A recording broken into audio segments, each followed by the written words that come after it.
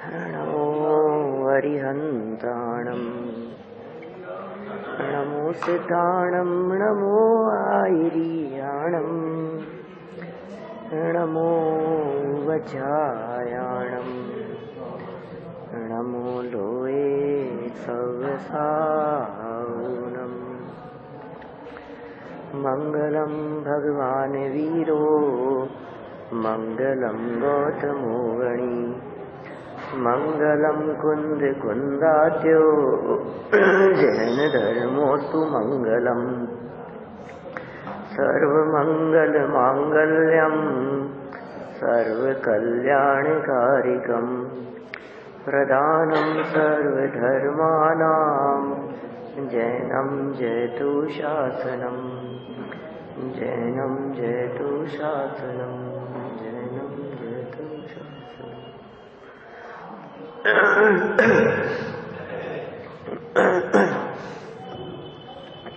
मोक्ष मार्ग प्रकाशक ग्रंथ की संपन्नता के उपरांत प्रथम परिशिष्ट के रूप में यहाँ तोडरमल जी के ही सुपुत्र गुमानी राम जी द्वारा लिखित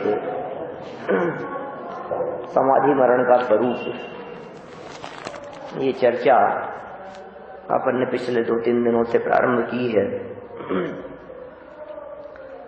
पेज नंबर 340 है वैसे तो, और इसमें समाधि मरण का स्वरूप बताया है। सबसे पहले समाधि शब्द की व्याख्या की, और मरण तो सब जानते ही, देह के वियोग होने का नाम मरण है। और समाधि शांत परिणामों का नाम है। तो शांत परिणाम हो और उसमें देह का वियोग हो, उसका नाम समाधि मरण होगा। परिणामों की शांति के बिना समाधि मरण संभव नहीं है। भले ही समाधि के अनुकूल परिस्थितियां हो और उन अनुकूल परिस्थितियों में मरण हुआ हो, किसी तीर्थ क्षेत्र पर मरण हुआ हो, किसी साधु संग में मरण हुआ हो, किन्हीं विद्वानों के सानिध्य में देह छूटी हो, तो भी समाधि मरण हुआ है, इस बात की गारंटी नहीं है। क्योंकि समाधि मरण का संबंध बाहर से नहीं, अंदर से है। अंदर को तो पहचाना नहीं और बाहरी परिस्थितियां बना ली, इससे समाधि मरण थोड़ी ना होगा। समाधि का स्वरूप समझे बिना जो भी मरण होगा वो समाधि मरण नियम से नहीं होगा। इसलिए समाधि मरण की चर्चा करने के लिए समाधि की चर्चा को गहराई से जानना समझना जरूरी है। समाधि क्या है, और ये जो समाधि है, ये समाधि कोई जरूरी नहीं है कि मरते समय हो।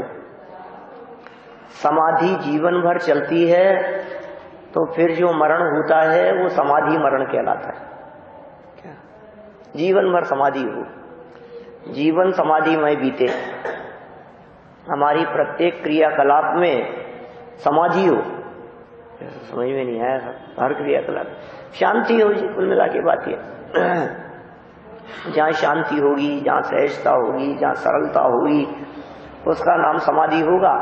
ये समाधि का कारण इन्होंने बतलाया भेद विज्ञान को। और यदि मैं भेद विज्ञान का भी कारण आपको बतलाऊं तो मैं कह सकता हूं कि स्वाध्याय, जिसका जितना स्वाध्याय होगा उसका भेद विज्ञान होने के उतने ही ज्यादा चांस हैं। उसके जीवन में, उसकी परिणति में, उपयोग में उतना ही भेद विज्ञान चलेगा। तो स्वाध्याय जितना ज्यादा होगा भेद विज्ञान उतना चलेगा, और जितना भेद विज्ञान चलेगा उतने परिणामों में शांति होगी। बोलो, जैसे जैसे भेद विज्ञान हुआ वैसे वैसे परिणामों में भी तो शांति होती चलेगी। अब परिणामों में शांति चल रही है, बोले समाधि में काल बीत रहा है। कभी किसी व्यक्ति से कह दो ना ऐसी बात यदि बोल दो कि भाई कि तो समाधि चल रही है, तो वो सोचे अरे अभी तो मिले ही थे, अभी तो बहुत बिल्कुल ठीक थे, आप समाधि की बात कर रहे हैं। समाधि की बात कही है, मरण की नहीं। माने समाधि की चर्चा करते ही लोगों को मरण दिखने लगता है। हम यहाँ मरण की बात नहीं कर रहे, हम यहाँ समाधि की बात कर रहे हैं। देखिए 3 लाइनें हमने यहाँ पढ़ी थी, थोड़ा सा आगे बढ़ेंगे हम लोग। एक बार वही पंक्तियां देखते हुए, हे भव्य तू सुन। क्यों सुना रहे हैं किसी भव्य को? पहले तो कहा भव्य और फिर कहा सुन। इसमें भव्य कह करके उसका स्वभाव आ गया और सुन कह करके देशनालब्धि की बात कही, और आगे परिणामों की शांति आदि की जहाँ चर्चा की है वहाँ पात्रता की बात कही है, माने विशुद्धि की बात कही है। क्योंकि और क्षयोक्षम तो है ही, तो ये सब बातें एक दूसरे से जुड़ी हुई हैं। माने देशनालब्धि के बिना सम्यक दर्शन नहीं होता। या फिर तू सुन, कहते हैं सुनना इतना इम्पोर्टेंट है, सुने बिना इस जीव का कल्याण नहीं होता। सबसे ज्यादा इम्पोर्टेंट है सुनना। आप कितना भी पढ़ते हो, कितना भी स्वाध्याय करते हो, कितना भी अभ्यास करते हो, खूब पढ़ते हैं, उससे काम नहीं चलेगा। सुनना जरूरी है। क्योंकि सम्यक दर्शन की प्राप्ति के लिए जिन 5 लब्धियों की चर्चा कही है, उन 5 लब्धियों में पढ़ना नाम की मतलब लब्धि एक भी नहीं है। सुनना तो है, क्षयोक्षम है आपके पास में, विशुद्धि है आपके पास में, फिर आपने पढ़ लिया, फिर प्रायोगिक लब्धि हो गई और करण लब्धि हो गई, सम्यक दर्शन हो गया, ऐसा नहीं। पढ़ना नहीं, सुनना। आप देखिए सुनने के संदर्भ में 20 प्रमाण है मेरे पास में, जिसमें आचार्यों ने, विद्वानों ने सुनने की प्रेरणा दी है, सुनने की बात कही है। एक तो हमने तर्क दिया सुनने के संदर्भ में आपको देशनालब्धि का। दूसरी बात कहते हैं, बहुत प्रसिद्ध भजन है, जिन बैन सुनत मोरी भूल भगी।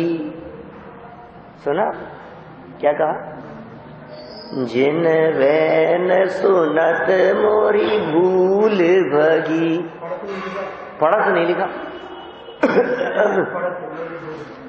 जिन वैन के, जिन वचनों के सुनने से मेरी भूल भग गई, पढ़ने से नहीं। चलो कोई बात नहीं साहब, भूल के भगने के लिए जिन वचनों के सुनने की बात करते हैं। और सुनो आगे क्या कहते हैं, इसके अलावा कितने प्रमाण हैं अपने पास में। दौलत राम जी कहते हैं, ताहि सुनो भवि मन थिर आन, जो चाहो अपनो कल्याण। क्या? ताहि सुनो भवि, ताहि पढ़ो भवि नहीं। अरे दौलत राम जी से कोई आदमी ये बात कहे कि अरे दौलत राम जी आप छेड़ाला लिख रहे हो, तो जो आप लिख रहे हो तो दूसरा आदमी पढ़ेगा ही। आपने छेड़ाला लिखी है तो सामने वाला पढ़ेगा ना उसको, आप लिख रहे हो तो उसको पढ़ने से नहीं, सुनो, सुनने से काम हुआ। ताहि सुनो भवि मन थिर आन, जो चाहो अपनो कल्याण। और बतलाऊं है? दौल समझ सुन चेत सयाने, दौलत राम जी ने कही बात। और देखो मंगलाचरण करते हैं ना अपन, तो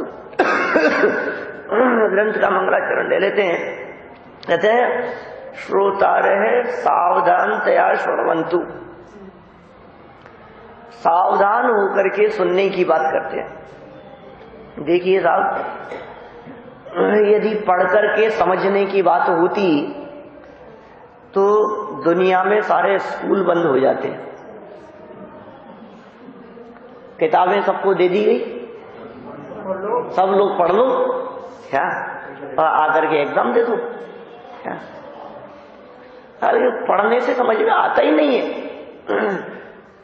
पढ़ने से विषय क्लियर होता ही नहीं है, क्योंकि पढ़ने में अकेला हम जबान से पढ़ते हैं क्या, लेकिन सुनने में हम कान से तो सुनते ही हैं, हम आंखों से भी सुनते हैं, और सुनाने वाले व्यक्ति के हाव भाव, एक्सप्रेशन, उसके हाथ, उसके निगाहें, उसका चेहरा, हर चीज से पढ़ना होता है क्या। टीवी और रेडियो में जो अंतर है, नहीं तो रेडियो नहीं, न्यूज़पेपर और न्यूज चैनल, उसमें जो अंतर है वो देख लो आप। तो सुनने के माध्यम से उस विषय का स्पष्टीकरण होता है, उस विषय की गहराई में जाया जाता है, उसमें शंका समाधान होने की संभावना होती है। उसमें एक विषय जो लाइन पढ़ रहे हैं, उस लाइन को पढ़ते समय कई एंगल से उस लाइन के बारे में विचार किया जाता है, इसलिए सुनने की बात कही। ताई सुनो भवि मंथिरान, जिन बैन सुनत मोरी भूल बगी। सुनना कितना इंपॉर्टेंट है। कई लोग कहते हैं कि साहब हम तो रोजाना 3-4 घंटा पढ़ते हैं। ये तुम पढ़ते हो, तुम सुनो, 2-4 घंटा पढ़ते हो तो 1-आध घंटा सुनो भी। सुनना इतना जरूरी है। हाँ, नहीं है, क्योंकि सुनाने वाला व्यक्ति एक मुंह से बोल रहा है तो 2 कानों से सुन भी रहा है क्या।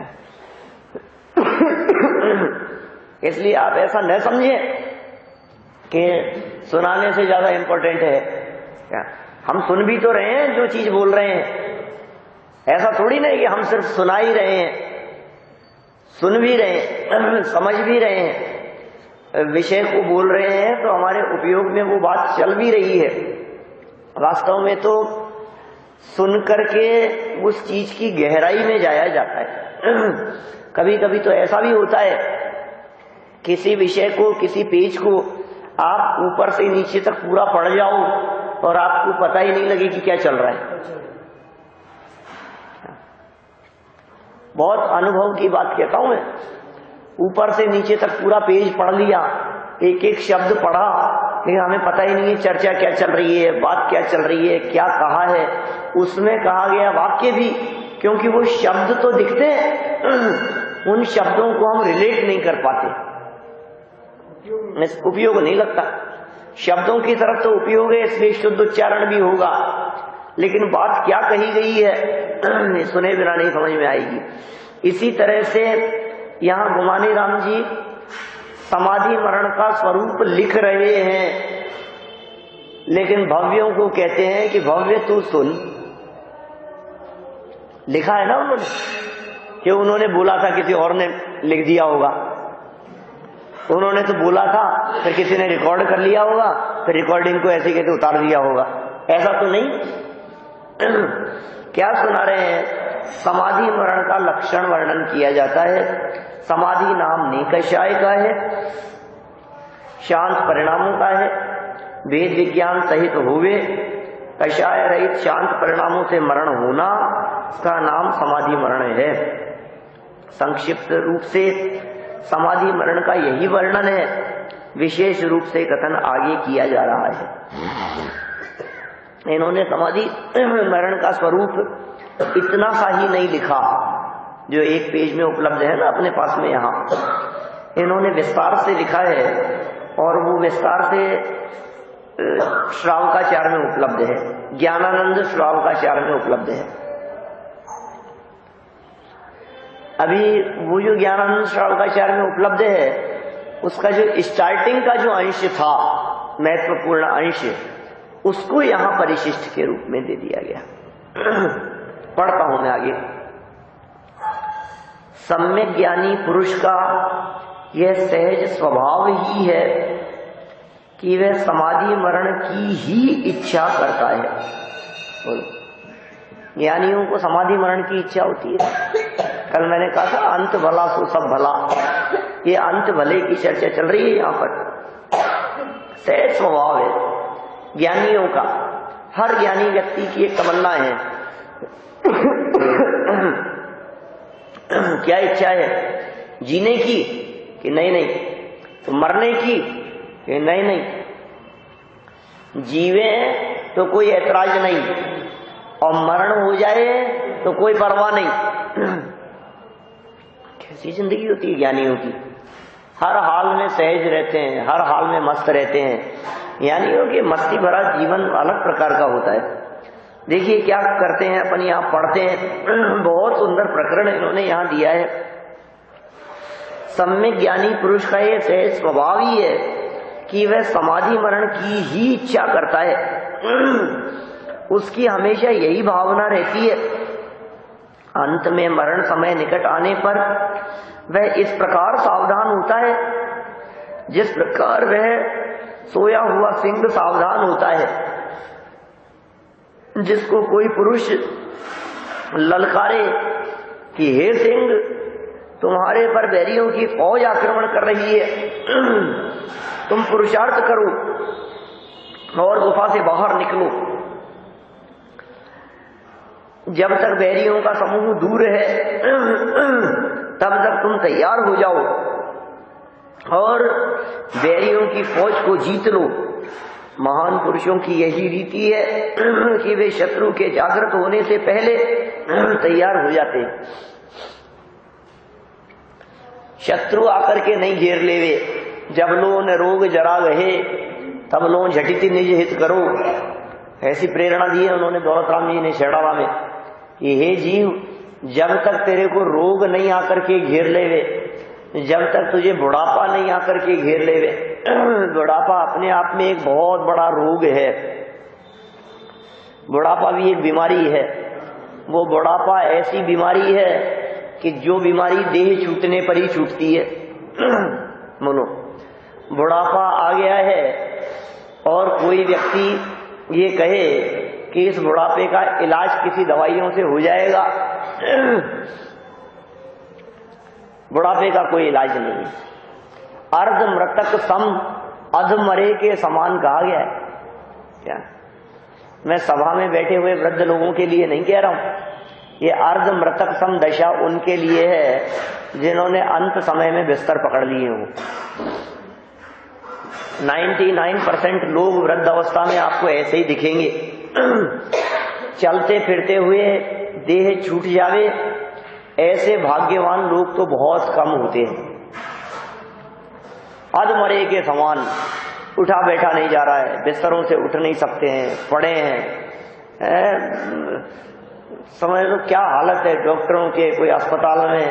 ये तो बड़ी शरीर की स्थिति इसी प्रकार की है। इस शरीर का स्वरूप तो बिगड़ना ही है।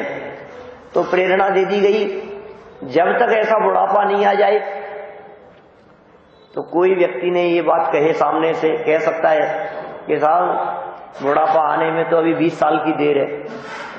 क्या बुढ़ापा आने में तो अभी टाइम लगेगा, अभी कहाँ बुढ़ापे की बात करते हो, अभी तो मौज मस्ती करने दो, अभी तो लंबा टाइम है, अभी से कहाँ बुढ़ापे की बात कर रहे हो आप, आएगा तब की तब देखी जाएगी, अभी तो घूमने फिरने दो, मौज मस्ती करने दो हमारे को। तो कहते हैं जब लोन रोग गए, रोग का तो कोई ठिकाना नहीं है। बुढ़ापा तो समझो 60 के बाद आएगा, ये 65-70 के बाद आएगा, जो भी आपने सोचा हो। तो बुढ़ापा तो एक एज के बाद आएगा, लेकिन रोग तो कभी भी आ सकता है कि नहीं। तो रोग यदि आकर के घेर लेगा तो क्या होगा। युवा अवस्था में ही कैंसर होते हुए देखे जाते हैं, हार्ट की प्रॉब्लम होती हुई देखी जाती है, किडनी की प्रॉब्लम हो गई है। तो ऐसी यदि किसी बीमारी ने आकर के घेर लिया तो क्या करेगा। तो कहते हैं ऐसी स्थिति हो उसके पहले पहले ही हे जीव तू अपना हित कर ले, सावधान हो जा, सतर्क हो जा। ये सतर्क होने की प्रेरणा दे रहे हैं। जब लो न रोग जरा गहे तब लो झटित निज हित करो। ये जीव तुझे अपने हित की तरफ ध्यान देना चाहिए, सावधान होते हैं।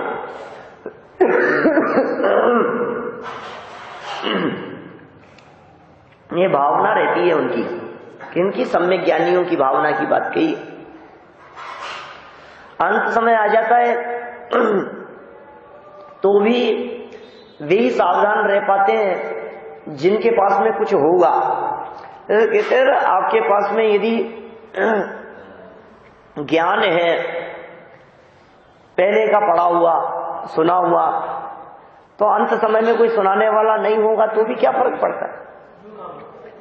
पहले का ज्ञान यदि आपके कंठ में है, आपके अंदर में बसा हुआ है, आपकी स्मृति में है, आपके स्मरण में है, तो क्या होगा बताओ। अंत समय में यदि कान खराब हुए हैं, सुनने की ताकत नहीं है, क्या फर्क पड़ता है। सुनने की ताकत नहीं है तो भी आपको याद है, उससे काम चलेगा कि नहीं चलेगा? वही सहारा है। हाँ, कंठ की विद्या अंट के दाम, समय पड़े पर आवे काम। कंठ की विद्या की बात है, इसलिए याद करने की बात कहते हैं हम बार बार में। याद हो, याद हो। जो चीज आपको याद होगी वो चीज आपके काम आएगी। याद की हुई चीज आपके काम आएगी। बुद्धिपूर्वक याद करो। ये समाधि मरण में तो वो बहुत ज्यादा उपयोगी है। आपने जो वस्तु स्वरूप सुना है जीवन भर, जो आत्मा परमात्मा की चर्चा सुनी है, जो त्रिकाली ध्रुव गायक की बात आपने सुनी है, समझी है, स्वीकारी है, अब अंत समय में उसका चिंतन करने का समय है। अंत समय क्यों कहें? बीमारी के समय कहो ना, चिकनगुनिया के समय कहो ना, बुखार के समय भी तो कह सकते हैं। हॉस्पिटलाइज हो गए हैं, बुखार है, बीमारी है, घर में बिस्तरों में पड़े हुए हैं 3 दिन के लिए, डॉक्टरों ने उठना बैठना बंद कर दिया है। भाई 2-3 दिन के लिए तो आप बिल्कुल घर से नहीं निकलोगे। ऐसी स्थिति यदि आपकी हो गई है तो क्या काम आएगा बोलो? क्या चीज काम आएगी? ये सोना चांदी काम नहीं आएगा। ना सोना काम आएगा ना चांदी आएगी। कब? सज धज के जिस दिन मौत की शहजादी आएगी, ना सोना काम आएगा ना चांदी आएगी। बोलो, बच्चे तो काम आएंगे, बीवी तो काम आएगी। कई लोग कहते हैं बुढ़ापे में टीवी सहारा है। क्या? कोई नहीं है तो कोई बात नहीं, हम तो बैठे हैं टीवी के सामने। क्या अब हमको क्या काम है? बैठे रहो, चलाते रहो, मन लगा रहता है। अकेले लोगों का सहारा कहते हैं लोग टीवी को। कहते हैं कुछ काम नहीं आएगा। कब? जब आंखें खराब हो जाएगी, जब कान खराब हो जाएंगे, जब जबान से बोला नहीं जाएगा, जब घुटने काम नहीं करेंगे, जब उठा बैठा नहीं जाएगा, जब चलने फिरने की सामर्थ्य नहीं होगी, जब मंदिर नहीं आ पाएगा, जब सीढ़ियां उतरना चढ़ना डॉक्टर बंद कर देगा, बच्चे कुछ कहेंगे तो सुनाई नहीं देगा, और तू कुछ कहेगा तो बच्चे मानेंगे नहीं, सुनेंगे नहीं। ऐसी स्थिति में क्या होगा बताओ? ये सब बुढ़ापे की अवस्था है, उसकी तैयारी के लिए कह रहे हैं। बहुत सुंदर चित्रण किया था आत्मानुशासन में, एक छंद इस तरह का दिया था। कठोर वचन नहीं सुनने पड़े बच्चों के द्वारा, इसलिए प्रकृति ने तुम्हारे कान खराब कर लिए। अपने हित में ऐसा कहा था। ये जो करते हैं ना,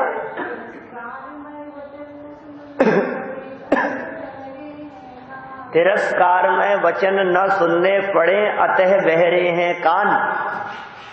और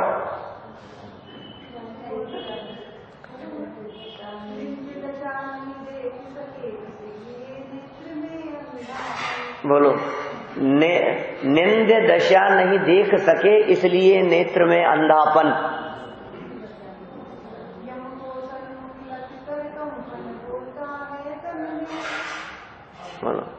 यम को सम्मुख देख करके तन में कंपन होता है। अब हाथ पांव क्यों धूजने लगते हैं बुढ़ापे में?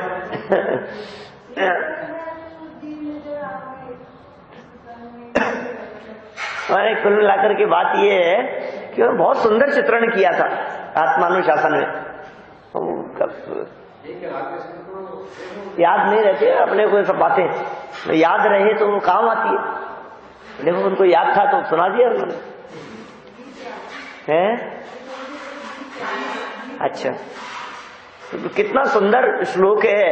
एक उस बड़ाई की दशा में तो आकुलित ना हो इसके लिए चिंतन प्रस्तुत किया है कि देख तेरी जो आंखों की रोशनी कम हो गई है, देख जो तुझे कम दिखाई देने लगा है, तो इससे आकुलता मत कर, ये तेरे हित में है कि निंद अवस्था ये क्या कर रहे हैं, उठा पटक बच्चे कहां से उछल रहे कूद रहे हैं, बदमाश, तू देख ही नहीं सके कुछ भी क्या? सुन नहीं पा रहा है तो अच्छी बात है, ये तेरे बारे में क्या क्या बातें करते हैं ये तू नहीं सुने जो ही अच्छा है। तो नहीं सुन सके अपने बारे में ऐसे अहित रूप वचन, उसकी चर्चा कर रहे हैं आप। देखो कितनी सुंदर बातें यहां कही है कि भाई ऐसा मरण जब सन्मुख आ जाता है तो हाथ पांव क्यों धूज रहे हैं कि यमराज लगता है सन्मुख आने वाला है। जिनके सन्मुख यमराज आने वाले होते हैं, माने मौत नजदीक आने वाली होती है, फिर हाथ पांव में कंपन भी शुरू हो जाता है। अब क्या करें साहब, ऐसी स्थिति हो जाएगी तो तुम क्यों चिंता करते हो?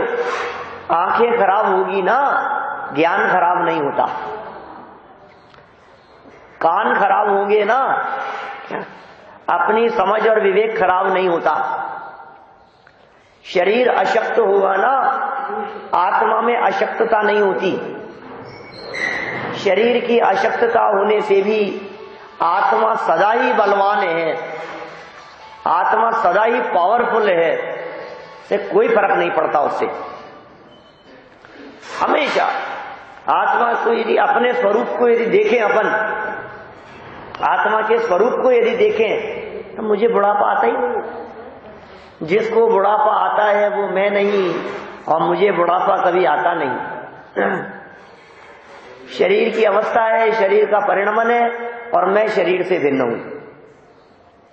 ऐसे देह से भिन्न अपने आत्म तत्व की अनुभूति करने वाले सम्यक ज्ञानी पुरुष वो मरण की परवाह नहीं करते, ये और समाधि मरण की इच्छा करते हैं। वो समाधि मरण की इच्छा का मतलब ये है, देखो अभी समाधि का स्वरूप बतलाया था ऊपर, फिर मरण का स्वरूप बतलाया। समाधि मरण की इच्छा का मतलब ये है कि अंत समय में परिणाम ना बिगड़े, मैं संभालूं अपने परिणामों को। और धीरे धीरे समय नजदीक आता गया है तो क्या करें? त्यागूं आहार पानी, औषधि विचार अवसर, और टूटे नियम न कोई, दृढ़ता हृदय में लाऊं। बोलो कितनी सुंदर बात कह दी है। त्यागूं आहार पानी, त्याग दो आप तो बिल्कुल, औषधि भी त्याग दो, छोड़ दो। घर वाले चिल्लाते रहेंगे हमने छोड़ दिया, अरे नहीं भाई ऐसे छोड़ने की नहीं कह रहे, अपने मन से छोड़ने की नहीं कह रहे। जब जच गई तब छोड़ दिया, मेरे को तो नहीं लेनी दवाई, मैं तो दवाई का त्याग करता हूं, ऐसे नहीं। विचार अवसर, समय देख करके, प्रसंग देख करके, परिस्थिति देख करके, क्या जब डॉक्टरों ने जवाब ही दे दिया है क्या, तो फिर दवाई से भी क्या फायदा होगा? ऐसा प्रसंग देख करके। इसका मतलब ये है कि समाधि मरण की भावना भाने वाला व्यक्ति अंत समय तक अपने जीवन की सुरक्षा का उपाय जाने तो उपाय भी करता है। समझ में आ रही है बात? यदि जीवन बचता जाने तो जीवन को बचाता भी है। किसके होगा समाधि मरण? पंचम गुण स्थान व्रतियों की बात है ना। छठवें सातवें गुण स्थान वर्ती मुनिराजों की बात है ना। ज्ञानी है, मुनिराज है, पंचम गुण स्थान वर्ती है, व्रती है, प्रतिमाधारी है, समाधि मरण करेंगे। तो यदि वे समाधि मरण करें और मृत्यु को वर्ण करें, मृत्यु को चाहें, तो इसका मतलब ये नीचे गिरने की भावना है।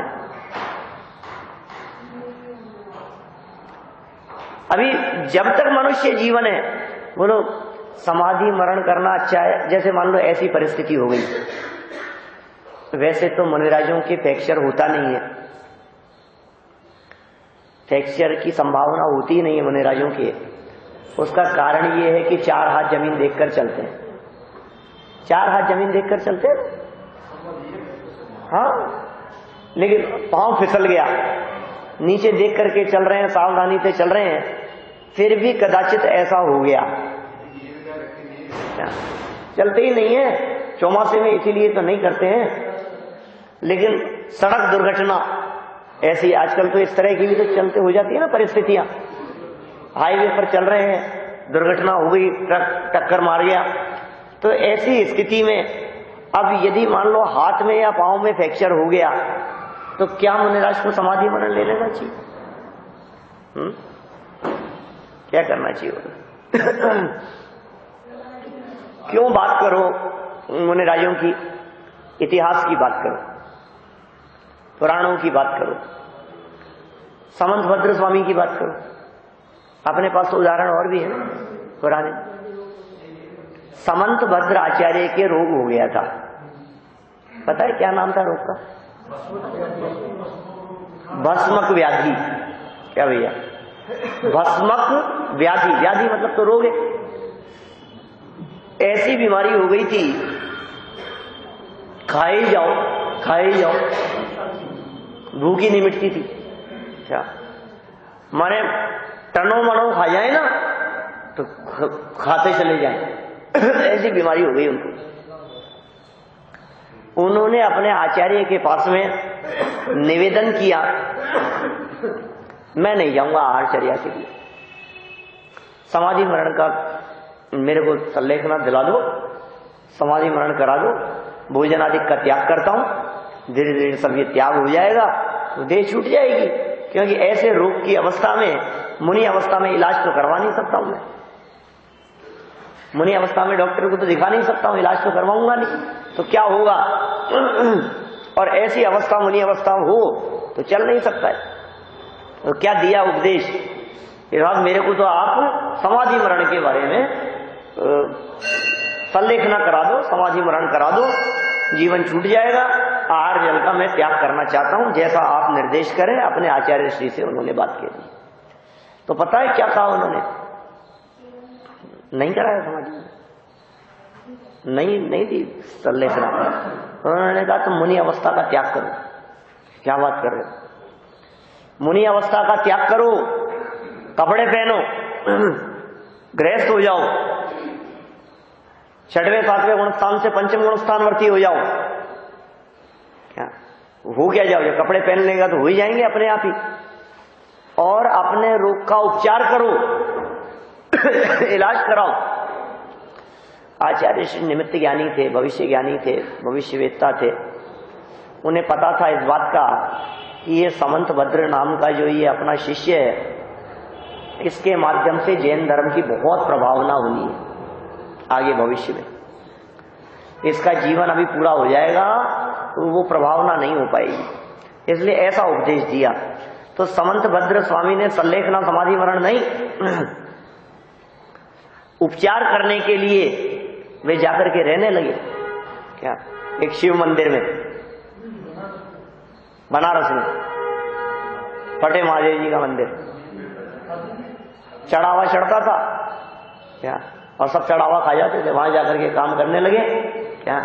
राजा को निर्देश दिया कि आपके जो भगवान है, जिनको आप भगवान मानते हो, वो बहुत वर्षों से भूखे हैं।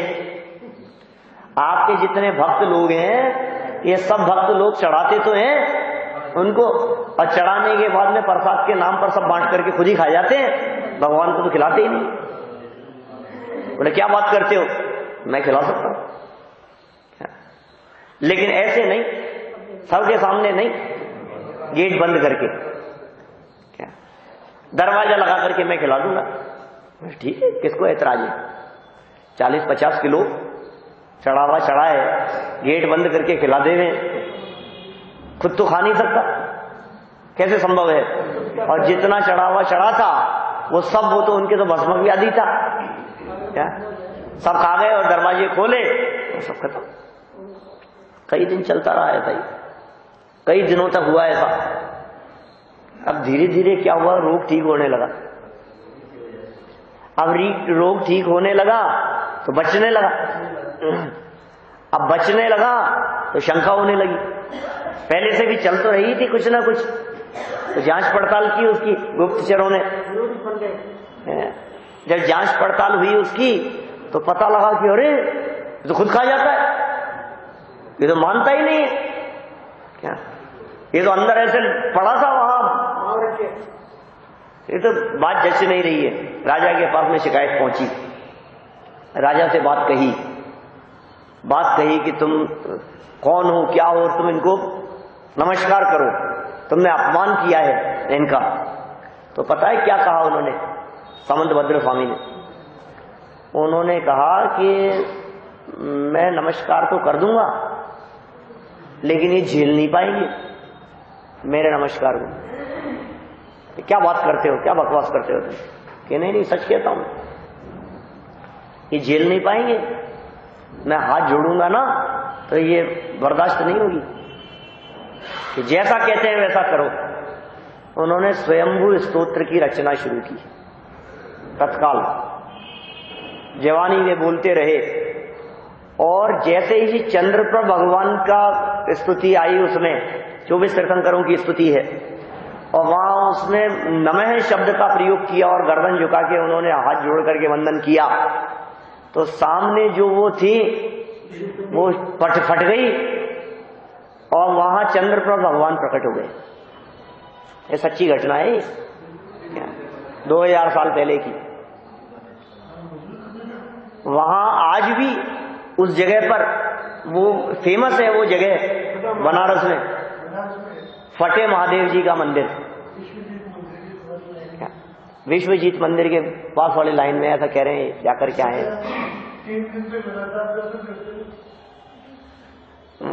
तो आप सोचो जरा कितनी दृढ़ता थी। खैर हमें उस घटना से, उस प्रसंग से कोई मतलब नहीं है, हमें तो सिर्फ इतनी बात बतलानी है इस पूरे प्रसंग के माध्यम से कि सामंतभद्र स्वामी ने अपने रोग का उपचार किया और रोग ठीक हो जाने के बाद पुनः दीक्षा ली, वापस दीक्षा ली। मैं उन आचार्य की बात कर रहा हूं आपके सामने जिन्होंने रत्नकरण श्रावकाचार्य लिखा, उनकी चर्चा कर रहा हूं। सामंतभद्र आचार्य महान आचार्य हुए, तो क्या शिक्षा मिली अपने को, क्यों नहीं त्याग दिया उन्होंने? का अवसर नहीं है, ये ऐसी स्थिति नहीं है जिसमें आपके प्राण छूट जाएं या प्राणों का त्याग कर दिया जाए, ये उचित भी नहीं। यहां प्राण छोड़ना ठीक नहीं है। यदि उपचार होता जानो तो उपचार करो, क्योंकि उपचार करते हुए आप कम से कम अपने पंचम गुण स्थान तक को कायम रख सकते हो। 2 कषाय चौकड़ी का अभाव होगा और जीवन पूरा हो जाएगा तो नियम से चौथा आएगा, चौथे से ऊपर नहीं होगा। विग्रह गति में चौथा गुण स्थान हो जाएगा ना, दूसरे भाव में किसी भी गति के अंदर चौथे गुण स्थान से ऊपर नहीं हो सकता। तो यहां तो 5वां गुण स्थान और मरण के बाद में चौथा गुण स्थान, तो किसमें बेनिफिट ज्यादा है बताओ? जीवन पूरा खत्म कर देने में कि जब तक बचता है तब तक बचाने में? क्या 5वें से 7वां वापस हो जाएगा? यहां मनुष्य जीवन रहा तो उपचार करके फिर वापस 6वें 7वें गुण स्थानवर्ती हो गए ना मुनिराज हैं? उन्हीं की कह रहा हूं, सामंतभद्र स्वामी की ही वापस 6वें 7वें गुण स्थानवर्ती हो गए। उधर देखो विष्णु कुमार, उन्होंने गृहस्थ दशा अंगीकार की, फिर वापस मुनि हो गए। कई मुनिराज हैं इस तरह के। आप देखो ये अपने माघनंदी गृहस्थ हो गए थे, अब गृहस्थ हो गए, फिर बाद में दोबारा दीक्षा ली उन्होंने। तो ऐसे कई प्रसंग मिलेंगे आपको शास्त्रों में जिनमें इस बात का उल्लेख किया है। हाँ, यदि आपका जीवन ही चलना संभव ना हो तो फिर आप आहार को भी त्याग दो, फिर औषधि को भी त्याग दो। गृहस्थ की अपेक्षा से बात करते हैं, मनराज तो औषधि सेवन करते ही नहीं है। चौथे और पंचम गुण स्थानवर्ती की अपेक्षा से बात करते हैं, और इनको त्याग दो लेकिन अवसर देखकर। इतने सुंदर शब्दों का प्रयोग किया वहां शिवराम जी ने। क्या कहा? त्यागू आहार पानी, आहार भी पानी भी, और क्या कहा? औषधि विचार अवसर, औषधि भी, सब चीजें। कब अन्न छोड़ना, कब फल छोड़ना है, कब गोरस छोड़ना, दूध आदि, फिर जल भी कब छोड़ना, धीरे धीरे विचार अवसर। और इतना ही नहीं, साथ में कह दिया टूटे नियम न कोई, दृढ़ता हृदय में लाऊं। नियम नहीं टूटे। कैसे नहीं टूटेगा नियम? दृढ़ता है ना अंदर। कैसे दृढ़ता है? समझ में नहीं आई हमारे को बात, दृढ़ता की बात नहीं समझ में आई। अरे तैयार है वो इस चीज के लिए, इसलिए दृढ़ता है। अवलंबन है, बल है अंदर में, ताकत है अंदर की, वो स्वभाव के अवलंबन की जो पावर है, उस पावर से काम हो रहा है। यहां ये कह रहे हैं, यहां पर हमेशा यही भावना रहती है, मरण हो तो समाधि पूर्वक मरण। हर ज्ञानी की एक ही इच्छा है, हर साधक की एक ही भावना है। क्या भावना है, क्या इच्छा है? समाधि पूर्वक मरण हो। अंत में मरण समय निकट आने पर वह इस प्रकार सावधान हो जाता है कि मानो बाहर से कोई ललकार रहा है। अंदर बैठा हुआ आत्म तत्व तो सिंह के समान है, और बाहर वैरियों की सेना। ये कौन है? ये वैरियों की सेना जो दिखाई दे रही है, ये बीमारियां हैं, ये शत्रु हैं, ये देह की परिस्थितियां हैं, ये संयोग हैं बाहर के, ये ऐसी परिस्थितियां। इन सब का नाम है क्या? वैरियों। वैरियों की फौज ये आक्रमण कर रही है, आंखें काम नहीं कर रही। एक आक्रमण, घुटनों ने जवाब दे दिया, दूसरा आक्रमण, कान से सुनाई कम देने लगा, एक और अटैक, आंखें भी धीरे धीरे काम कम करने लगी, और अटैक, दांत हिलना चालू हो गए, झड़ना चालू हो गए। अब बोलो ऐसी स्थिति। तो ये सब शत्रु हैं, ये शत्रुओं के द्वारा किया जा रहा है आक्रमण। और कहा तुम रहो सावधान। हाँ, क्रोध आदि भी शत्रु ही है। कषाय विषयाहारो त्यागो यत्र विधीयते। कषाय का और विषय का दोनों का त्याग, उपवास के संदर्भ में लिखी वो लाइन तो वहां, लेकिन कषाय का भी त्याग और विषय भोगों का भी त्याग, भोजन आहार आदि का भी त्याग और कषाय का भी त्याग। इसलिए कषाय संलेखना और काय संलेखना, दो तरह की संलेखना का वर्णन मिलता है। अपन करेंगे चर्चा इन सब विषयों के संदर्भ में थोड़ी बहुत। कषाय को भी क्रश करे और काय को भी क्रश करे, ये दोनों काम चलते हैं उसमें। आज जगत में, सारे जगत में काय के क्रश करने को तो संलेखना समझा जाता है, लेकिन कषाय को क्रश करने की चर्चा, जिसको प्रमुखता से संतों ने कहकर के पुकारा है, उसकी और किसी का ध्यान ही नहीं जाता है। कषाय मिटे तो सच्ची संलेखना होगी, कषाय मिटे तो सच्चा समाधि मरण होगा, ऐसा उपदेश दे रहे हैं। तो सोया हुआ सिंह है, उसको सावधान होने के लिए ललकारा जा रहा है। कोई कह रहा है, कोई उपदेश दे रहा है। इसी तरह से जैसे उस सिंह को, उस सिंह का उपकारी व्यक्ति कोई ललकार करके कहता है, इसी तरह से मरणासन्न साधक जीव को उनकी समाधि कराने वाले आचार्य, गुरु, उपदेशदाता ललकार करके कहते हैं कि हे जीव, कोई बात नहीं, ये मृत्यु रूपी शिकारी आ गया है तेरा हरण करने के लिए, तेरे प्राणों को छीनने के लिए, लेकिन तू सावधान हो जा, डरना मत, घबराना मत, बेचैन मत होना, आकुलित मत होना, तुम पुरुषार्थ करो, गुफा से बाहर निकलो। पुरुषार्थ करके गुफा से बाहर निकलने की बात है। जब तक वैरियों का समूह दूर है तब तक तैयार हो जाओ। वैरियों का समूह दूर है मतलब जब तक घुटने काम कर रहे हैं दौड़ दौड़ करके तीर्थ वंदना कर लो। क्या जब तक घुटने काम कर रहे हैं दौड़ दौड़ करके आ जाओ समय से। जब तक आंखें काम कर रही है तब तक दर्शन कर लो, स्वाध्याय कर लो। जब तक कान काम कर रहे हैं तब तक सुन लो ये जनवाणी की चर्चा। ये सावधान होने की दिशा में कदम बढ़ाने के लिए कह रहे हैं। बैरियों की फौज को जीत लो। महान पुरुषों की तो यही रीति है कि शत्रु के जागृत होने से पहले ही तैयार होते हैं। ऐसी परिस्थितियां आने के पहले ही जो तैयार होते हैं वे ही महान पुरुष हैं। ऐसे महान पुरुष अवश्य ही समाधि मरण को प्राप्त होते हैं। ये इसी तरह की चर्चा और इसी बात को आगे 4 लाइनों के माध्यम से और बढ़ाया है। अपन कल इस विषय को आगे बढ़ाएंगे। अभी यही विराम देता हूं।